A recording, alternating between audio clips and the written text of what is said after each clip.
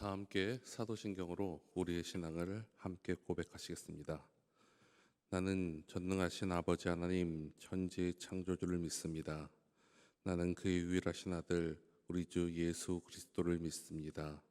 그는 성령으로 잉태되어 동정녀 마리아에게서 나시고 본디오 빌라도에게 고난을 받아 십자가에 못 박혀 죽으시고 장사된 지 사흘 만에 죽은 자 가운데서 다시 살아나셨으며 하늘에 오르시어 전능하신 아버지 하나님 우편에 앉아 계시다가 거기로부터 살아있는 자와 죽은 자를 심판하러 오십니다. 나는 성령을 믿으며 거룩한 공교회와 성도의 교제와 죄를 용서받는 것과 몸의 부활과 영생을 믿습니다. 아멘. 찬송가 544장 찬송 부르시겠습니다. 찬송가 544장 울어도 못하네. 찬송가 544장입니다. 울어도 못하네. 눈물 많이 흘려도 겁을 없게 못하고 죄를 씻지 못하니 울어도 못하네. 십자가에 달려서 예수 고난 당했네. 나를 구원하시리 예수밖에 없네. 힘써도 못하네. 말과 뜻과 행실이 깨끗하고 착해도 다시 나게 못하니 힘써도 못하네. 십자가에 달려서 예수 고난 당했네. 나를 구원하시리 예수밖에 없네. 참아도 못하네. 할 수 없는 죄인이 흉악한 도주여져서 어찌하니 죽을까. 참아도 못하네. 십자가에 달려서 예수 고난 당했네. 나를 구원하시리 예수밖에 없네. 믿으면 되겠네. 주 예수만 믿어서 그 은혜를 힘입고 오직 주께 나가면 영원 삶을 얻네. 십자가에 달려서 예수 고난 당했네. 나를 구원하시리 예수밖에 없네. 아멘. 이 시간 우리에게 주시는 하나님의 말씀은 구약성경 느헤미야 11장 15절에서 36절까지의 말씀입니다. 구약성경 제가 가지고 있는 성경은 744면에 있습니다. 느헤미야 11장 15절에서 36절까지의 말씀을 저와 여러분들이 함께 봉독하시겠습니다. 레위 사람 중에는 스마냐이니 그는 핫숲의 아들이요 아스리감의 손자요 하사바의 증손이요 분니의 현손이니 또 레위 사람의 족장 사보대와 요사밭이니 그들은 하나님의 젖 박간일을 맡았고 또 아삽의 증손 삽디의 손자 미가의 아들 마따냐이니 그는 기도할 때에 감사하는 말씀을 인도하는 자가 되었고 형제 중에 박부갸는 버금이 되었으며 또 여두둔의 증손 갈랄의 손자 삼무아의 아들 압단이 거룩한 성의 레위 사람은 모두 284명이었느니라. 성직이는 악굽과 달몬과 그의 형제이니 모두 172명이요 그 나머지 이스라엘 백성과 제사장과 레위 사람은 유다 모든 성읍에 흩어져 각각 자기 기업에 살았고 느디님 사람은 오벨에 거주하니 시아와 기스바가 그들의 책임자가 되었느니라. 노래하는 자들인 아삽의 자손 중 미가의 현송 마따냐의 증손 하사바의 손자 바니의 아들 우시는 예루살렘에 거주하는 레위 사람의 감독이 되어 하나님의 전을 일을 맡아 다스렸으니 이는 왕의 명령대로 노래하는 자들에게 날마다 할 일을 정해주었기 때문이며 유다의 아들 세라의 자손과 곧 무세사벨의 아들 부다히야는 왕의 수하에서 백성의 일을 다스렸느니라. 마을과 들로 말하면 유다 자손의 일부는 기럇 아르바와 그 주변 동네들과 디본과 그 주변 동네들과 여갑스엘과 그 마을에 거주하며 또 예수아와 몰라다와 벳벨렛과 하살수알과 브엘세바와 그 주변 동네에 거주하며 또 시글락과 무고냐와 그 주변 동네에 거주하며 또 에느림몬과 소라와 야르못에 거주하며 또 사너아와 아둘람과 그 마을들과 라기스와 그 들판들과 아세가와 그 주변 동네들에 살았으니 그들은 부엘세바에서부터 흰놈의 골짜기까지 장막을 쳤으며 또 베냐민 자손은 게바에서부터 믹마스와 아야와 베델과 그 주변 동네들에 거주하며 아나돗과 놉과 아나냐와 하솔과 라마와 기따님과 하딧과 스보임과 느발랏과 로드와 오노와 장인들의 골짜기에 거주하였으며 유다에 있던 레위 사람의 일부는 베냐민과 합하였느니라. 아멘. 우리의 소망 되시는 예수 그리스도의 은혜와 평강이 여러분들과 늘 함께 하시기를 기도드립니다. 우리는 지난 주간에 가을 특별 새벽 기도회를 통해서 요나서의 말씀을 함께 상고하며 은혜를 나누었습니다. 그리고 오늘 다시 이 시간에는 느헤미야의 말씀으로 돌아와서 그 말씀을 살펴보고 있습니다. 그렇기에 좀 시간이 지났기에 느헤미야의 말씀을 전체적으로 간략하게 다시 살펴볼 필요가 있습니다. 느헤미야의 말씀을 한마디로 정리해 본다면 개혁에 관한 말씀입니다. 하나님의 말씀에 순종해 이루어지는 이 느헤미야의 개혁들, 그 부분을 이야기하는 것입니다.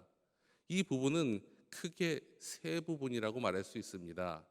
첫 번째 부분은 우리가 읽었던 무너진 성벽을 다시 재건하는 부분입니다.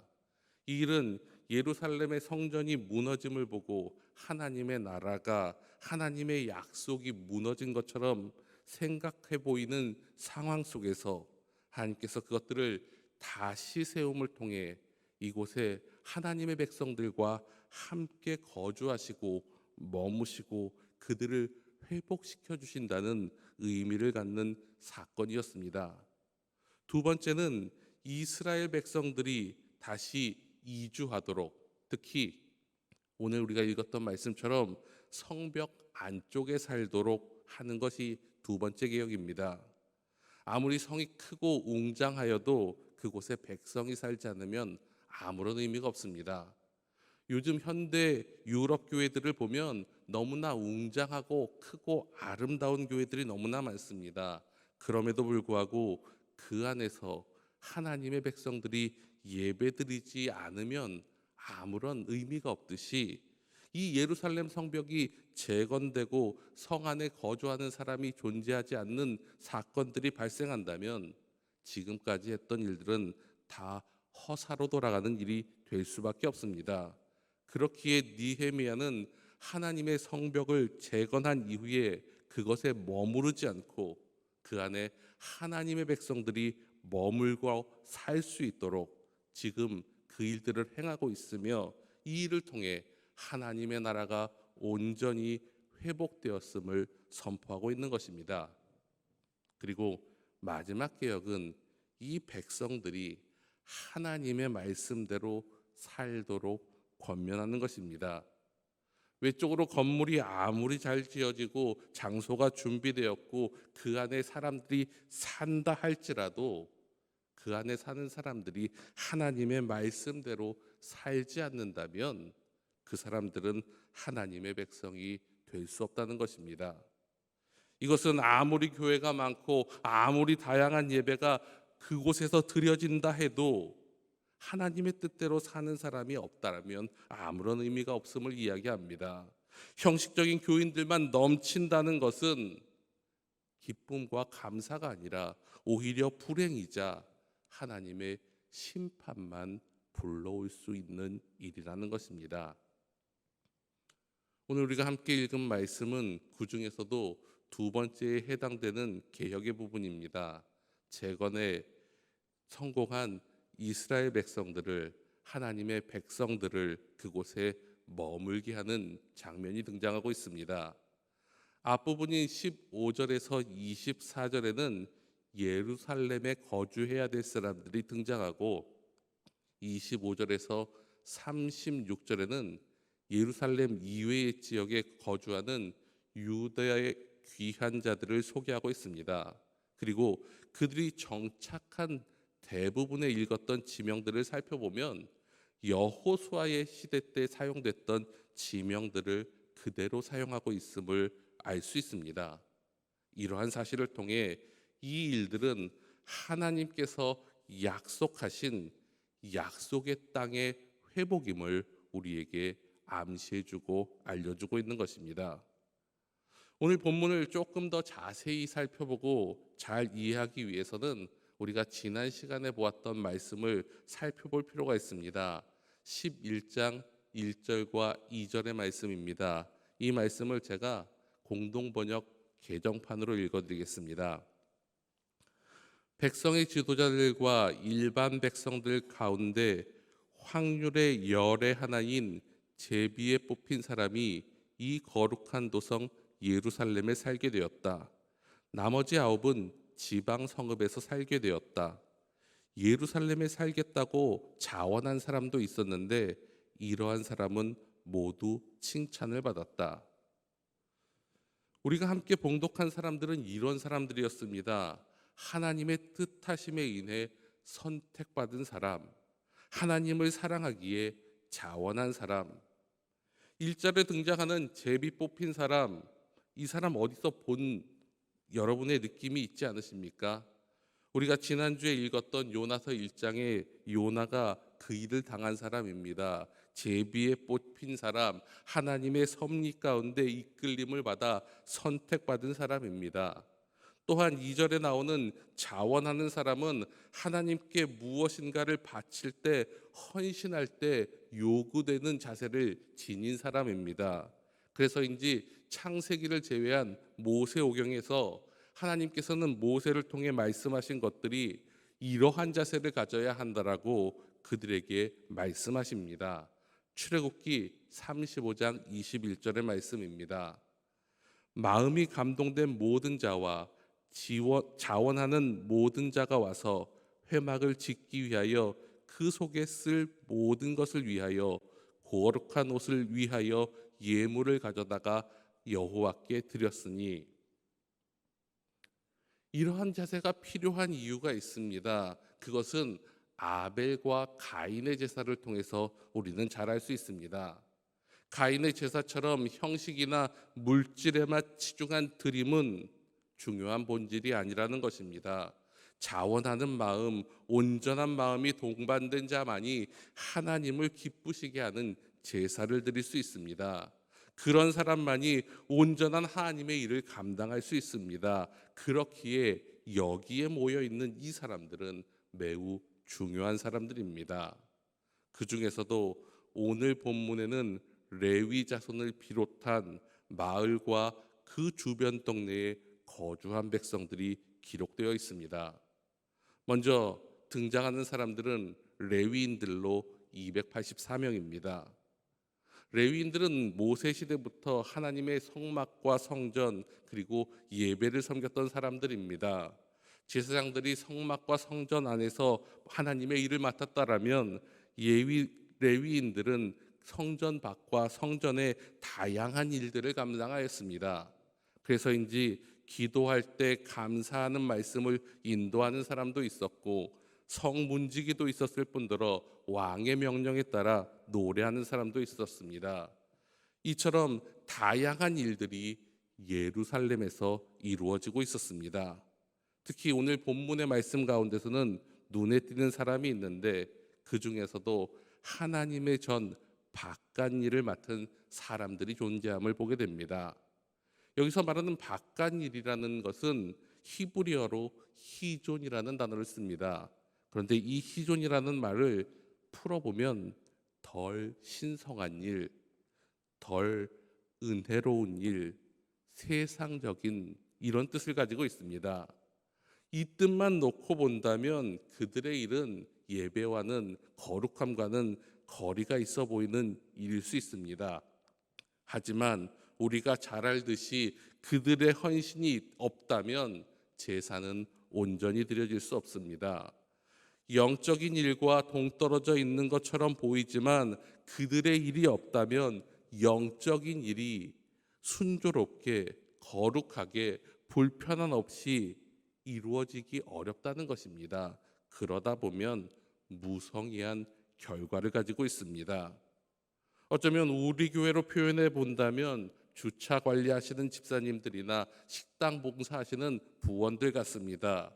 비가 오나 눈이 오나 날씨가 덥거나 춥거나 상관없이 그 자리를 지키며 성도들의 예배를 돕기 위해 애쓰시는 주차를 관리하시는 집사님들, 집에 있는 가족들의 점심 식사보다는 성도들의 일용할 양식을 위해 무더위 가운데서도 불가 싸우고 무겁고 힘든 재료들을 손수 다듬으시며 맛있는 음식을 섬겨주시는 식당 봉사부원들, 이러한 분들이 바로 오늘 등장하는 레위인들과 같은 분들이며, 이런 분들이 있기에 우리 교회 성도님들이 하나님의 전에 나와 하나님을 만나 예배드림과 성도의 교제 가운데 영적인 양식과 육적인 양식을 배불리 먹으며 하나님의 은혜 안에 머물 수 있다는 것입니다.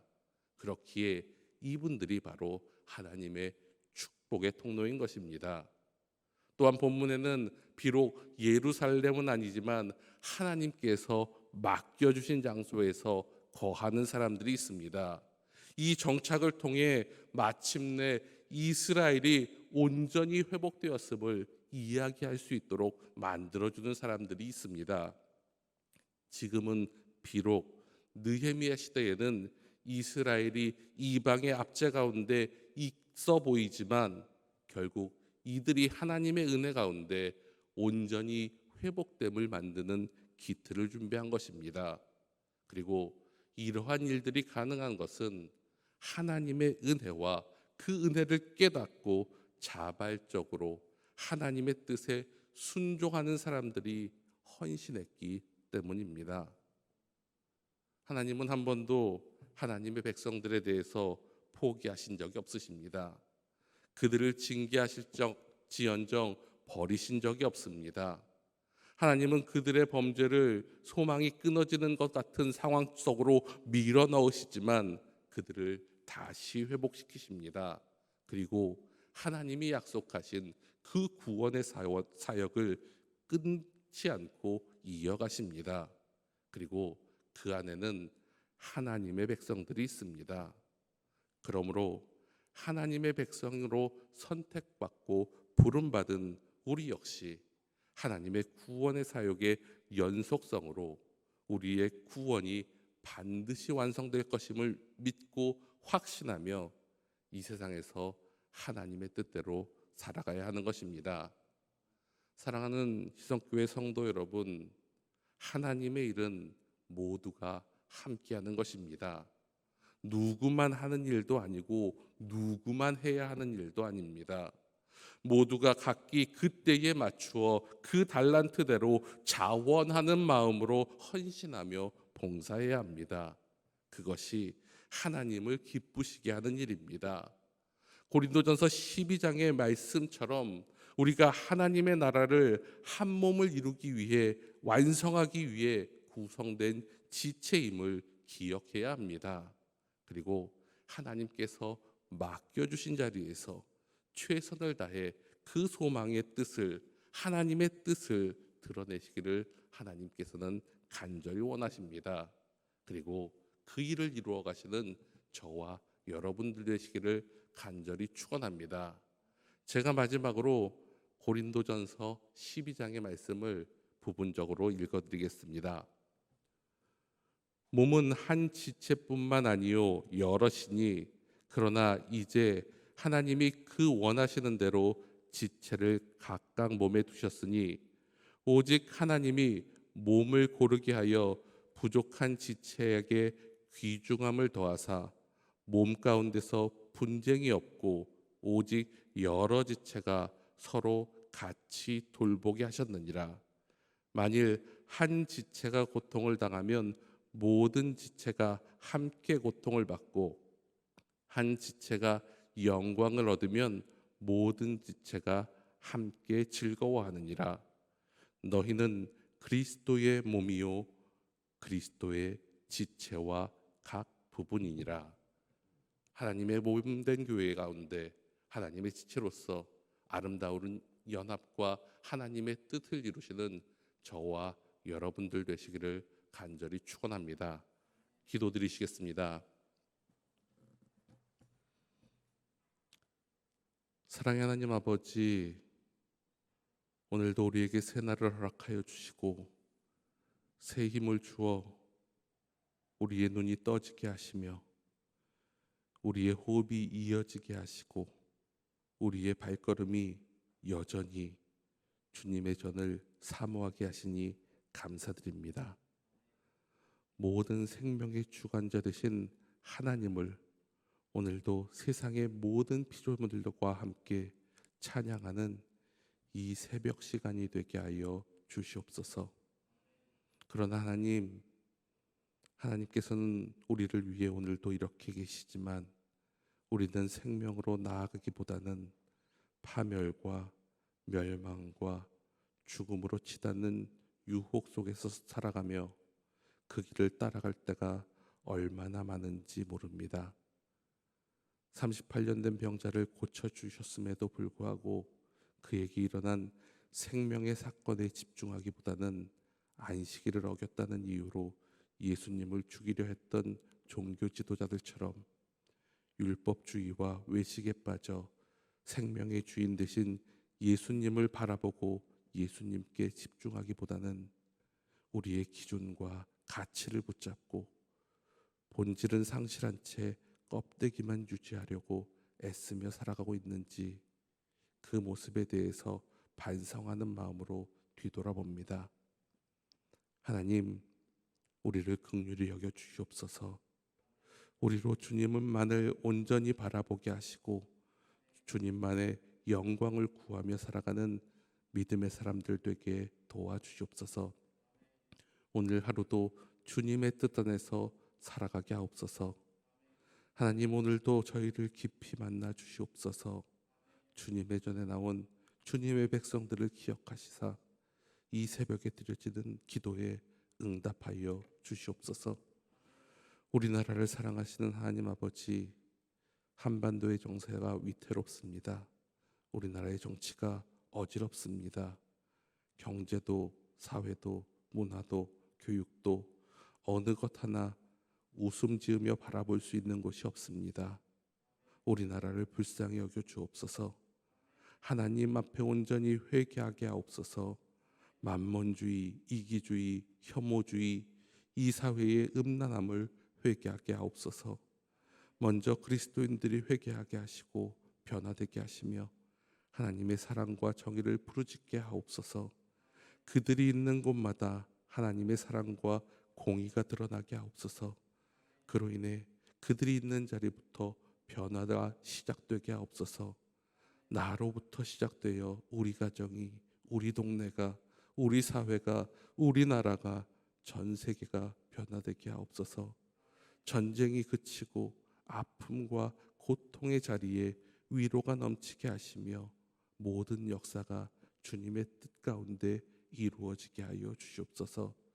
더 나아가 우리 민족이 평화 통일을 이루고 그 은혜를 깨달은 이 민족의 백성들이 주님께 나와 영광의 찬송을 돌리는 그 아름다운 일들이 마을 곳곳마다 일어나게 하시고 그로 인해 하나님의 나라가 이루어지게 역사하여 주시옵소서. 우리의 형편을 가장 잘 아시는 하나님, 우리 가정의 아픈 가족과 교회의 환우들을 위해 기도합니다. 하나님께서 깨끗이 고쳐주시옵소서. 하나님께서 온전히 치료하여 주시옵소서. 그 몸에 힘을 주시고 그 입술에서 다시 찬양과 기도가 끊이지 않도록 도와주시옵소서. 또한 입시와 수능을 준비하는 아이들이 있습니다. 9월 모의고사 결과가 나왔습니다. 이제 수능이 2달도 안 남았습니다. 수시 전형도 시작되었습니다. 본격적으로 2024년도 대학 입학의 과정이 시작되었습니다. 우리 아이들이 불안에 떨거나 지치지 않도록 지켜 보호하여 주시옵소서. 입시를 처음 치르는 고3 학생이나 실패의 경험이 있는 수험생들이나 모두가 자신이 눈물을 흘리며 씨 뿌린 모든 것들을, 준비한 것들을 기쁨으로 단을 거둘 수 있도록, 열매를 맺을 수 있도록 역사하여 주시옵소서. 그리고 이 과정을 통해 살아계신 하나님을 더욱 깊이 만나고 교제하는 시간 되게 역사하여 주시옵소서. 우리 교회를 사랑하시어 새로운 비전을 허락하신 하나님 아버지, 지난 당회와 재직회를 통하여 우리 교회가 새로운 도약을 꿈꾸게 하셨으니 이제 함께 기도하며 새로운 비전을 향해 한 마음이 되게 하여 주시옵소서. 아직 거쳐야 할 과정들이 많습니다.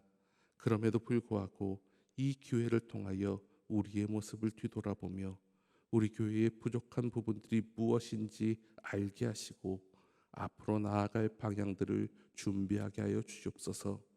아직도 해결되지 않은 교회의 어려움들이 있습니다. 하나 되지 못한 마음들도 있습니다. 새로운 도약들을 준비하며 하나가 되게 하여 주시옵소서. 서로의 부족한 부분들을 고백하고 잘못된 부분들을 사과하며 서로를 사랑으로 용서하며 하나 되게 하옵소서. 그로 인해 다가오는 교회 창립 70주년에는 하나님의 축복의 열매들이 사랑 가운데, 회복 가운데 맺히게 하여 주시옵소서. 이 일을 위해 세우신 담임 목사님께 하나님의 능력과 지혜를 더하여 주옵소서.